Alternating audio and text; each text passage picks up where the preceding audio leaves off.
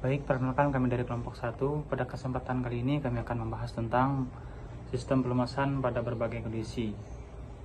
Sebelum masuk ke pembahasan, adapun anggota kelompok kami yaitu dengan saya sendiri Yudi Pratama serta rekan-rekan saya yaitu Ahmad Narwahid dan Gilang Ranggo Padilla. Baik, langsung saja masuk ke pembahasan. Sistem pelumasan. Sistem pelumasan pada mesin berfungsi untuk menjaga agar semua komponen bergerak tetap terlindungi dari gesekan dan kawasan. Artinya, sistem pelumasan tersebut melindungi gaya gesek yang ditimbulkan daripada cara kerja mesin tersebut. Nah, cara kerja sistem pelumasan ini berbeda-beda tergantung pada kondisi mesin, seperti pada saat idle, akselerasi, dan pada beban penuh. Nah, pada saat ini saya akan membahas tentang sistem pelumasan pada kondisi idle. Nah, pada saat kondisi idle, saat mesin kondisi idle, yaitu ketika mesin menyala tetapi kendaraan tidak bergerak, pompa oli tetap beroperasi. Nah, pada kondisi ini pompa akan mengalirkan oli dan dari reservoir ke seluruh bagian mesin. Meskipun aliran oli mungkin tidak sekuat saat mesin berakselerasi, oli akan melumasi komponen-komponen seperti bantalan dan poros agar mencegah terjadinya gesekan berlebihan. Meskipun beban pada mesin rendah, pelumasan tetap penting untuk mencegah kawasan yang ditimbulkan dari gesekan pada mesin.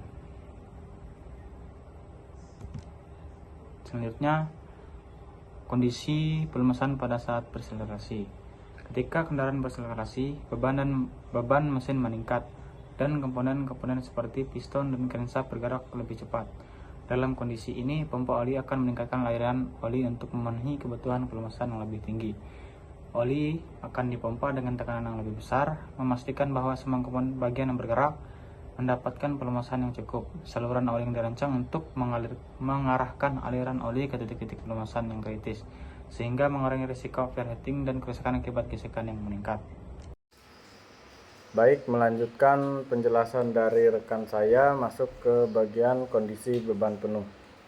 Pada saat beroperasi di bawah beban penuh, seperti saat menarik beban berat dan menaiki tanjakan, kebutuhan pelumasan menjadi sangat penting. Pompa oli bekerja pada kapasitas maksimum untuk memastikan bahwa semua komponen mesin yang mendapatkan pelumas itu cukup.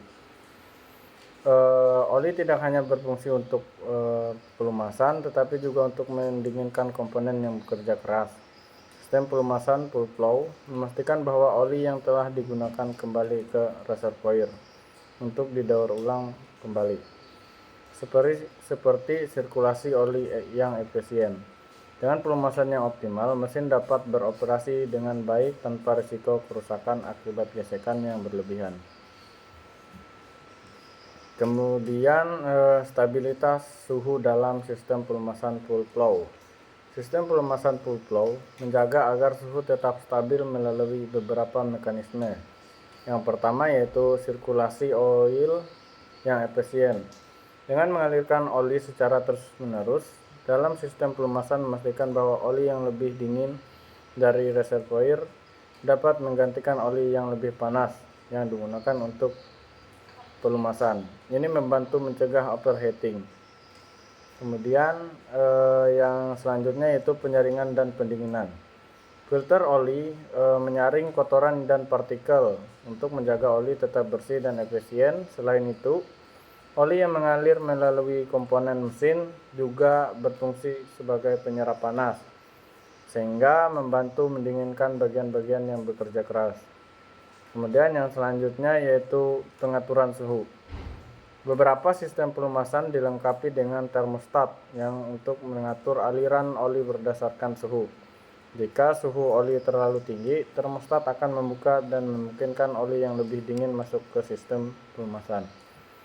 Dengan mekanisme ini, sistem pelumasan full flow dapat menjaga suhu mesin dalam batas aman, meningkatkan efisiensi dan operasional yang berkepanjangan, serta memperpanjang umur komponen mesin. Baik, selanjutnya saya ingin melanjutkan penjelasan dari rekan saya Ahmad Narwahid. Di sini ada komponen-komponen pelumasan. Yang pertama itu ada pompa oli. Komponen ini menjedot oli dari bak oli dan mengalirkannya di bawah tekanan melalui mesin. Yang kedua itu ada filter oli. Filter oli membuang segala kontaminan dari oli sebelumnya didistribusikan ke seluruh mesin. Yang ketiga itu pengatur tekanan oli. Komponen ini mengontrol tekanan oli yang disuplai ke komponen-komponen mesin. Komponen ini memastikan tekanan oli tetap dalam kisaran optimal. Yang keempat, pendinginan oli. Komponen ini membantu mendinginkan oli panas yang keluar dari mesin sebelum disirkulasikan kembali dan juga mencegah oli rusak. Yang kelima ada saklar oli. Saklar ini memantau tekanan oli dan menyalakan lampu peringatan jika tekanan turun di bawah level aman. Yang keenam, galeri utama. Ini adalah saluran distribusi oli utama yang membawa oli bertekanan ke berbagai komponen mesin yang memerlukan pelumasan. Selanjutnya untuk bagian terakhir yaitu kesimpulan. Sistem pelumasan full flow adalah metode pelumasan yang umum digunakan dalam mesin kendaraan di mana oli pelumas yang dipompa oleh pompa oli akan mengalir melalui semua komponen mesin.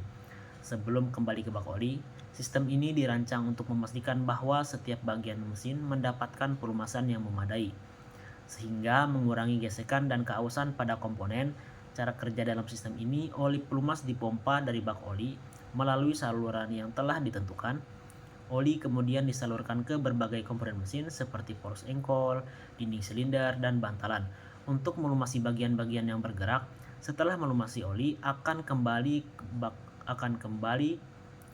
bak oli untuk dipanaskan dan disaring sebelum digunakan kembali.